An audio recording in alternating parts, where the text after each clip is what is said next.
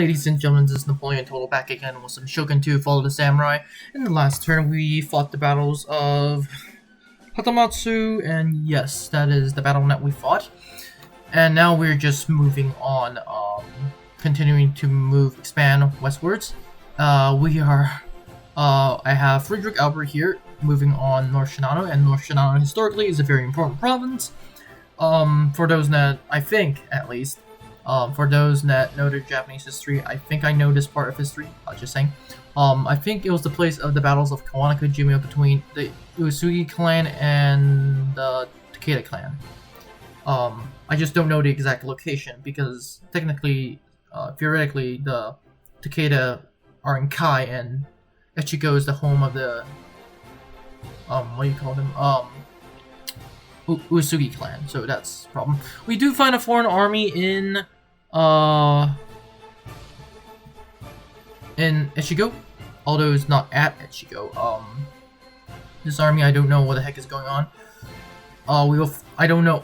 I know they're at war with the Nagaoka. I just don't know why they're in Nagaoka lands. Like, because I'm currently sieging the Nagaoka out. Why are they sending an army? That's my only problem. Eventually we'll find out, but as of right now, I'm trying to discuss what I built in Toming, the newly captured province. Yes, so what am I doing right now? I'm just looking around if I see any army. And speaking of armies, there is another, well, this army that I have sieging Echigo is, if I remember correctly, is the one that I've given a lot of lifeguards to. Like, this is the lifeguard army. And speaking of, armies, because of my army just basically on their border, Amatsurara want peace, which I obviously reject. The foreign army that we just talked about is gonna support me when the Nagaoka sally out. So literally, what? Okay, thank you. Although you're gonna also be destroyed very soon. And speaking of armies, once again, this is my army of, as you can see in the front lines, I have the heavy-duty guys called lifeguards, and behind him I have the rest of my army. And speaking of armies, this is my allies' army. Well, quote-unquote allies for this battle. Eventually I'm gonna betray them. And as a matter of fact, in this battle we could see a lot about betrayal. As you can see, most of their army is cavalry with some units of bows in the rear lines and stuff like that. Yeah, bows. So yes. Our enemy army, the Nagaoka army, is sporting a lot of these infantry, like gun infantry. Although compared to my guns, they suck. But compared to the my allied army, it's not that bad. Because remember, my allied army only has cavalry and bows. As a matter of fact, my allied army is gonna have his general just straight outright charge into the enemy, and that kicks off the battle essentially. And for those that are wondering, for clarity's sake, I believe during this entire battle, the ones that are wearing white or lighter black, or okay, I'm colorblind, so please don't judge me on this. Yeah,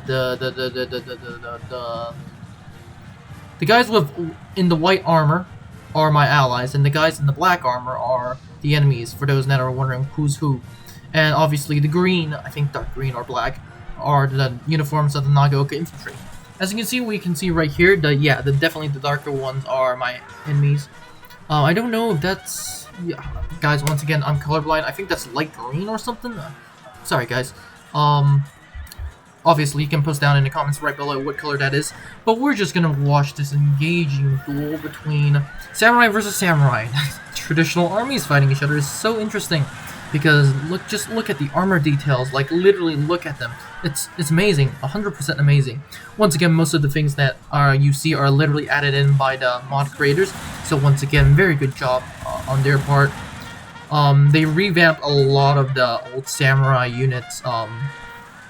They gave them a lot more texture, and yeah, so that's interesting. There's some units that they kept, like the spear levy that we just saw a few seconds ago, and yes, spear levies that we're seeing right now too. These units have been kept, but like once again, these guys are worse than, yeah. So, what is going on in terms of my army? What is my army doing? I'm going to tell you right off the bat, my army is doing nothing, literally nothing. It's just marching, is literally walking towards the enemy at a very slow pace. As a matter of fact, you can't even see them across the horizon. Yeah, you can only see a little bit. Actually, no, you can't even see that. But anyway, my troops are just waiting for them to. My troops are just walking to this place, and the reason why, because I want these two groups, these two clans, essentially, to duke it out. None of my business, because remember, guys, I'm eventually going to declare war on both of them. So whatever I can do to my own allied army, I can do. Finally, you can see some glimpse of them across the horizon, but it's nothing compared to what you expect me to rush. If this was a human AI player, I'll be rushing, and the reason is why I'll rush is because, yeah, this battle matters, as you can see in my Avatar Conquest battles. Haha. For those that are interested, watch that. As you can see, here in this situation, the enemy general is trying to charge at the...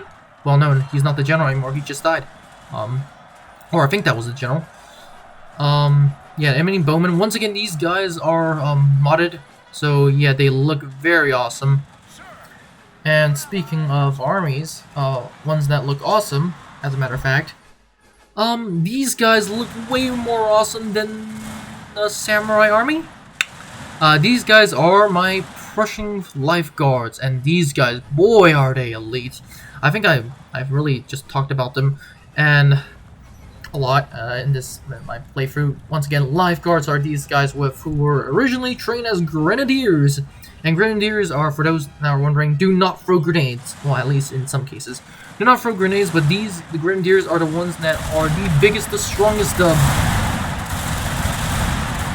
Give it all the names that you want, the best troops, and put in one whole army, and then they're just like, okay, now kill the enemy, and that's it.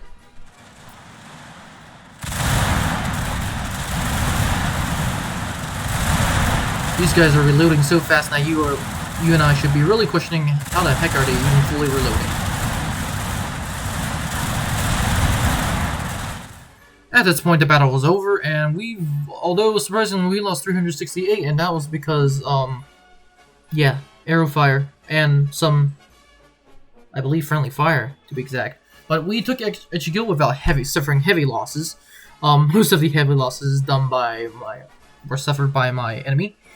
And sucks to be them, I guess. Eventually I'm just gonna declare war, and Fukui is the ones that helped me out in this battle, so thank you to them, but I'm gonna only repay you with an invasion force. Just not being mean, but I just need more land. And yes, as of right now, I'm just trying to see what the heck is going on in Ichigo. They have it pretty dang set up, but once again, nothing spectacular. Well, another army that I have is by Wolf, who I just recently adopted. And we're just gonna march on to North Shinano. Well, this army is gonna be marching out of South Shinano, so technically we can take both Shinanos in less than a day. But yes, we're gonna see stuff. Ichigo has been captured and Boris has been detected. Boris. Once again, I do not know why Boris is... I don't know if Boris is German or Boris is Russian. Yeah.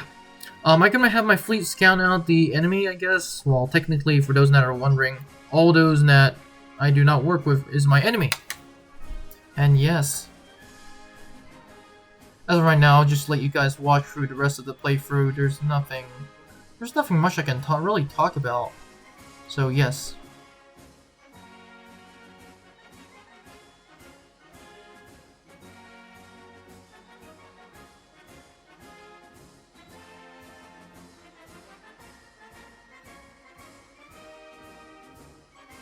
On the next turn, our military advisor just levels up, and Boris has once again been detected. Like, literally, Boris is being detected everywhere.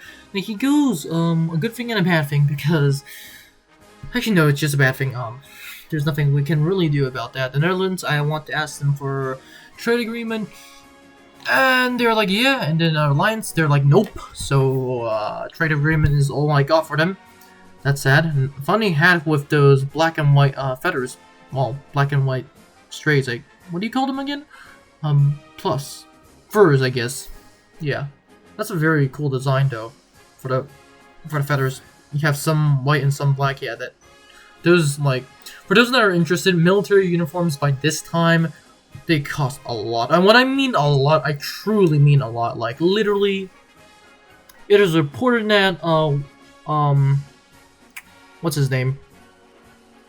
I'm forgetting his name.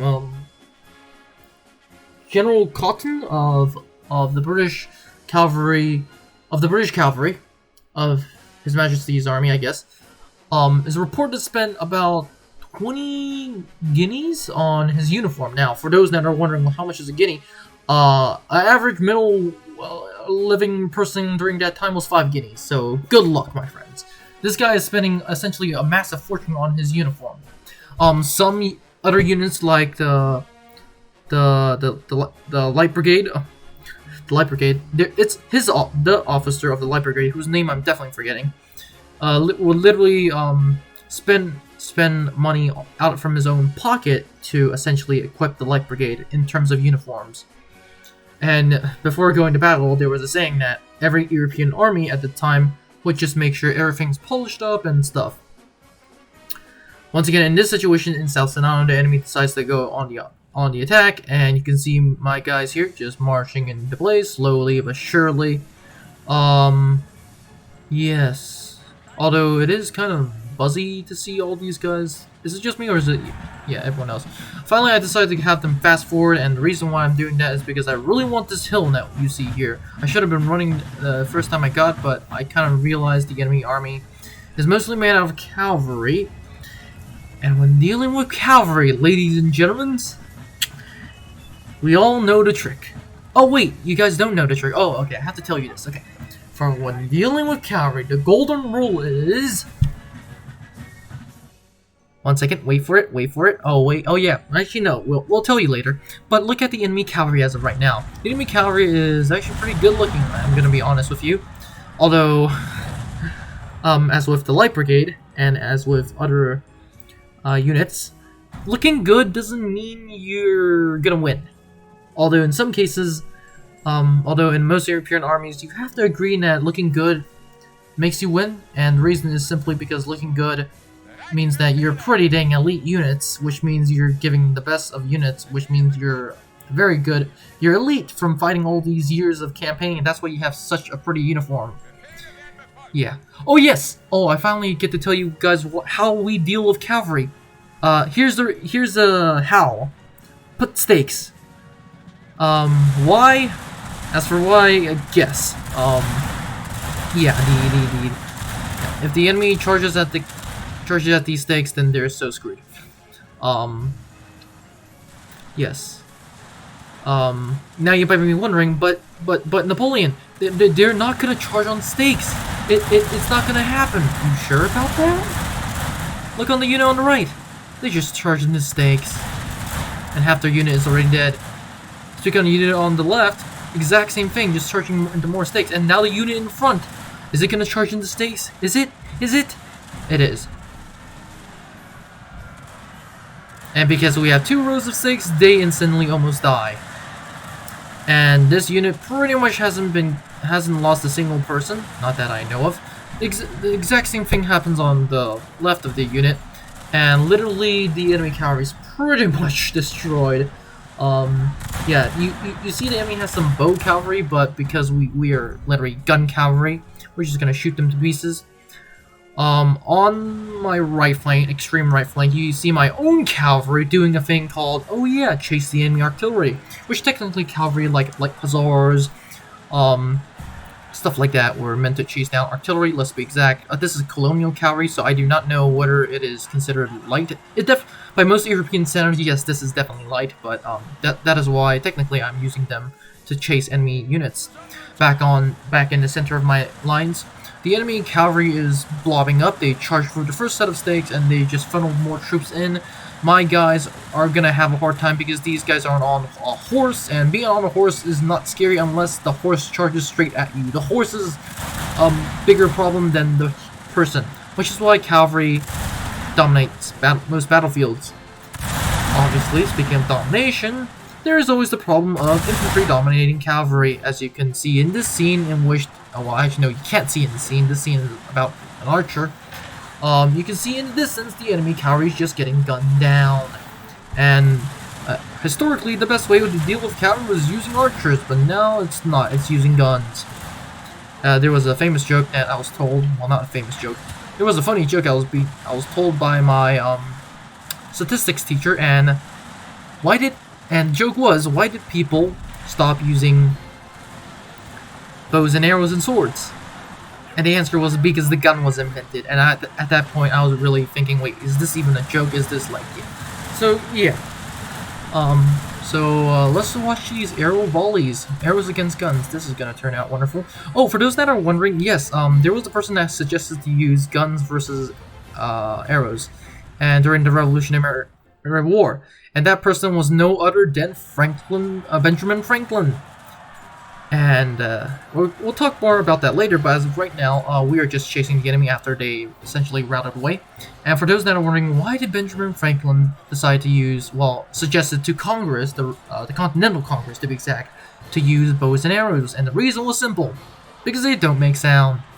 That is a... Well, technically, it's... yeah. So basically, I'm not going to comment on that. The big factions are like, do you want peace? Do you want peace? And yeah, I was like, nope, nope. And we just won the battle with losing about 300 guys. And yep, that was a great, glorious victory. The enemy army is right here again. Once again, from what I'm seeing, it's a lot of cavalry. And should I even explain how I deal with cavalry? No. So I'm gonna go north to take North Shinano, and the second I take North Shinano, it is an auto-resolvable battle, and that is more favorable than what I can do. So I'm just gonna save, just in case that the auto-resolve doesn't come in my favor. I'm just gonna auto-resolve. And as a matter of fact, it doesn't look that bad at first, and then you realize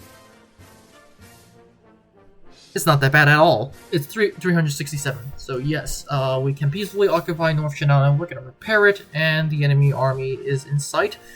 There's a reason why I really don't use cavalry, although I am planning to do essentially cavalry-focused campaign. I'm just gonna let you guys wonder which campaign it is. Yeah, North Shinano, we're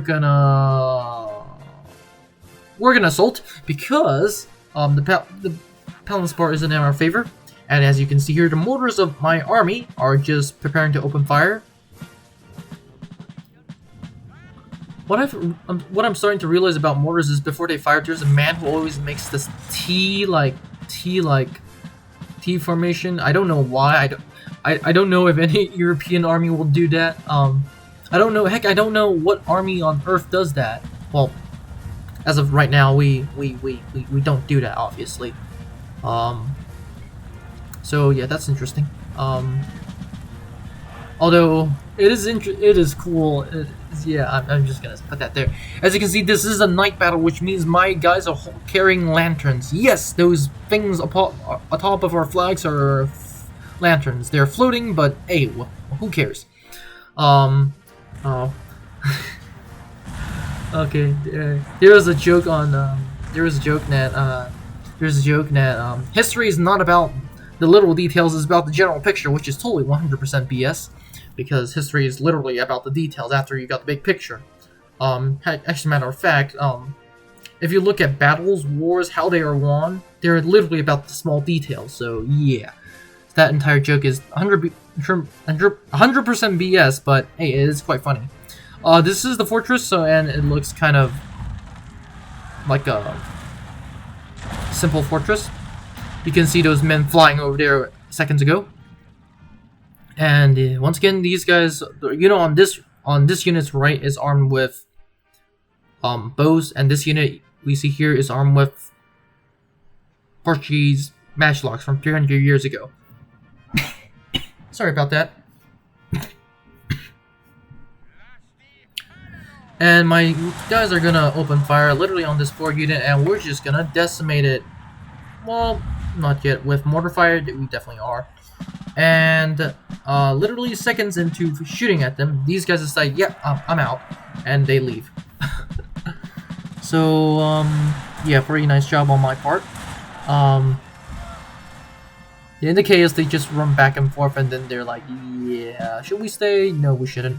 Finally, I decided to push my men forward, and here's an instance of friendly fire, but hopefully it doesn't do a lot. And speaking of the history of friendly fire, I'm joking now.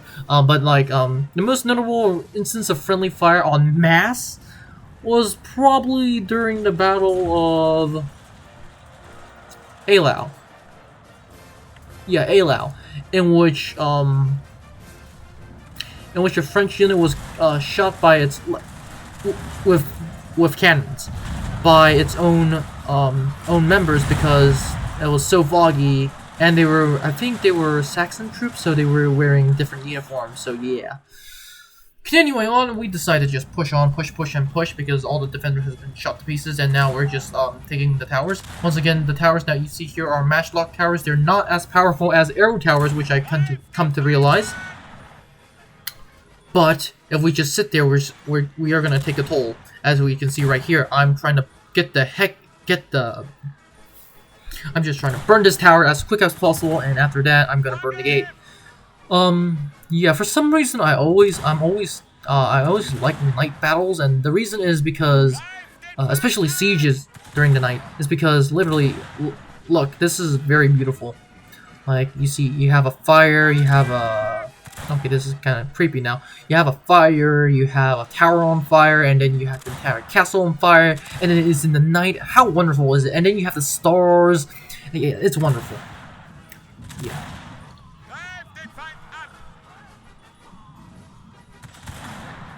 And after we just burn this tower down, we're gonna try to burn this yeah, after we burn this tower down, which we instantly burned down,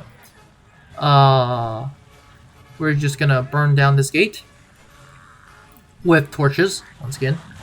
And after we burn down the gate with torches, we're just gonna storm in and kill the rest of the enemy, which at this point is just one dude. No, I'm serious, one dude. And he's mounted on a horse. I don't have the I didn't have during the replay. It was during the battle in which I was playing. My bad, not the replay. During the battle, it was just one dude, and eventually we just lost 674 dudes because of the towers. Once again, towers are 10 times scary, and we've taken North Shinano from the enemy. Congratulations. There is still an enemy force in North Shinano. Wait, was that? Sorry. We took South Shinano. And however, there's still an enemy force in North Shinano, so that's going to be a problem.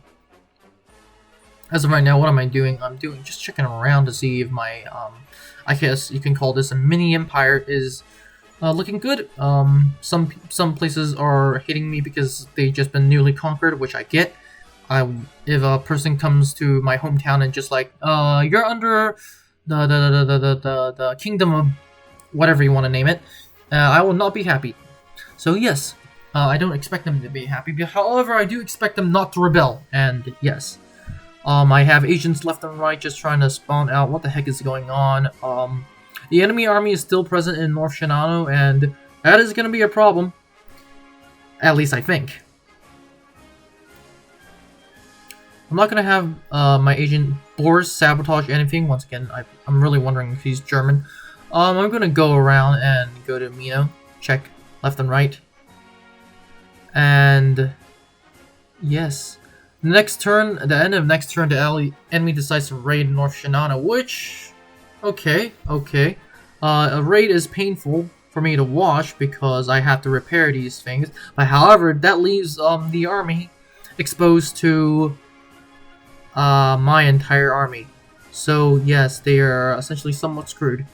Because I do not have enough range, I think that AI calculated perfectly well, I'm gonna have my cavalry go forward. And the enemy thinks it's a very close battle, so they're gonna attack me.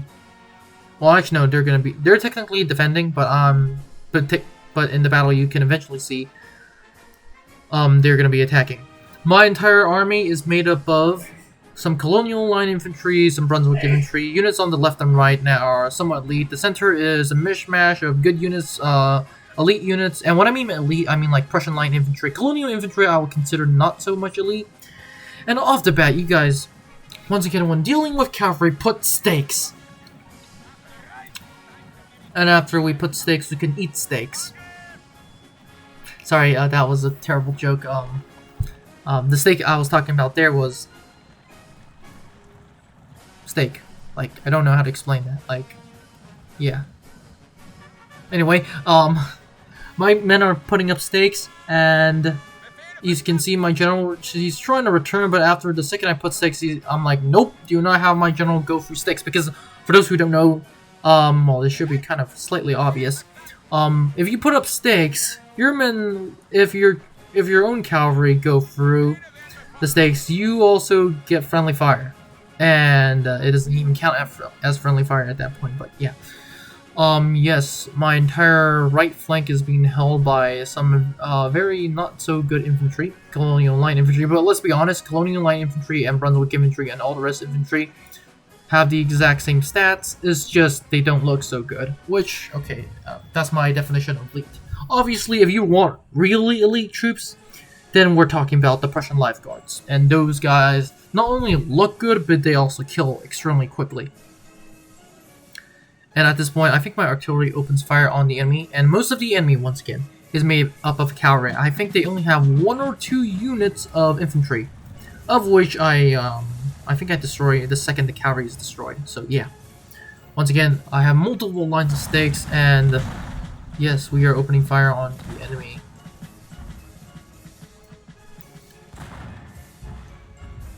On the right flank, we have some more elite units like the Marines and more Colonial Line infantry. And finally, our guys open up firing at the enemy. What I come to discover when dealing with enemy cavalry is that the first few volleys are extremely devastating. Which means, well, because obviously your guys are firing at the same time. However, the next few volleys are not that devastating.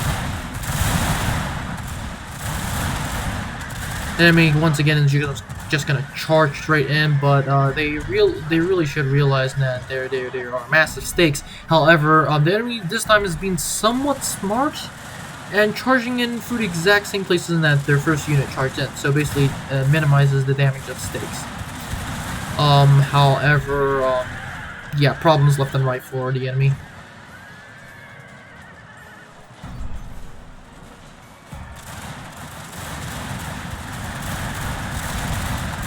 Some of my units are just firing at the enemies at point-blank range. I should have formed square, but square formation, for those that don't know, deals with cavalry very, very well. And the reason is simply cavalry is not willing to charge into these massive guys, a bunch of guys holding bayonets. Now you might be wondering, wait, Napoleon, why the heck is cavalry willing to charge into these massive stakes? Good question, I don't know. The unit on the right forms square, and they're trying their best to hold out, which square actually does a pretty good job of holding out against cavalry. You can see most of these guys are turning back up, and yeah. Across the entire line, the enemy is just straight outright charging in, not caring about casualties. Yes. For the enemy's bravery, I give them an A, but for the enemy's tactic of literally charging in, I'll give them a F.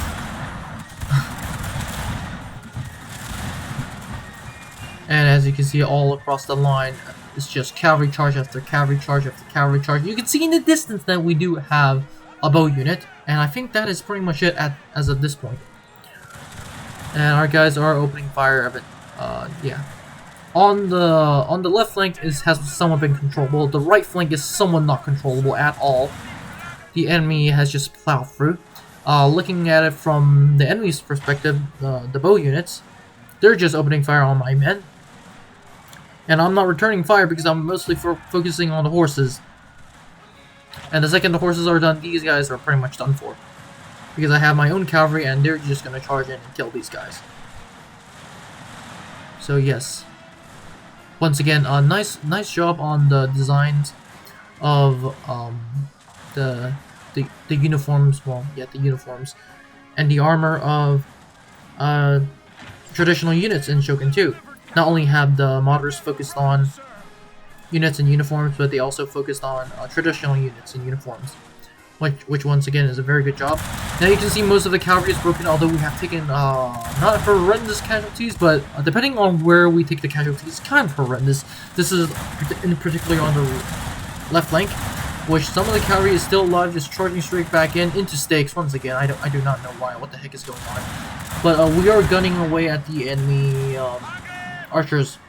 There are some units of cavalry left and right. As you can see on the right, we basically just destroy the enemy. And as of right now, there's nothing really to talk about. We can look at this duel between a cavalryman on a horse and an infantryman holding a bayonet. Technically, the person on a bayonet is more easily able to kill the cavalry. And the reason why is because all you need to do, technically you really have to do, is kill the horse. Sad, but true. We've lost 397, mostly in the center, and sorry, the left flank. And yeah, Rolf, who is the commanding officer, this levels up. I decide to chase, but realizes that, holy cow, they still have a lot of units left. So I'm gonna order eventually the retreat.